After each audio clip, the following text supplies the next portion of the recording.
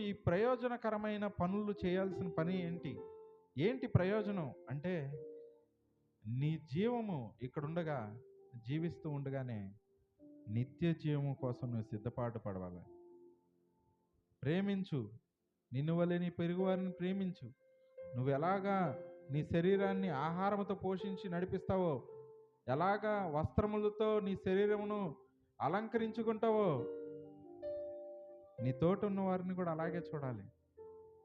అలాంటి పోషణనే ఇవ్వాలి. అలాంటి దానము చేస్తూ అలంకరించబడిన స్థితిలోకి వాళ్ళని మార్చగలగాలి. ప్రభువైన యేసుక్రీస్తు వారు అదే చేశారు. ఆకలిగొంటున్న వారందరికీ ఆహారం పెట్టినాడు. ఆత్మీయంగాను, భౌతికంగా కూడా. బలహీనుడై రోగిగా పడున్న 38 సంవత్సరములు కోనేటి దగ్గర ఎవరు లేపడానికి లేరయ్యా. ఆ దేవదూత వచ్చి ఆ కోనేరులో నీటిని కదలించినప్పుడు ఎవరో ఒకళ్ళు నాకంటే ముందుగా దాంట్లోకి వెళ్ళి ప్రవేశించి స్వస్థత పొందుతున్నారయ్యా.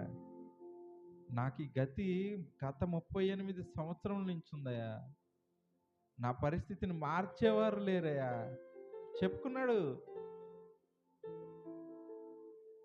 నువ్వు కూడా నీ హృదయంలో నుంచి నీకు కలిగిన వేదనని చెప్పు.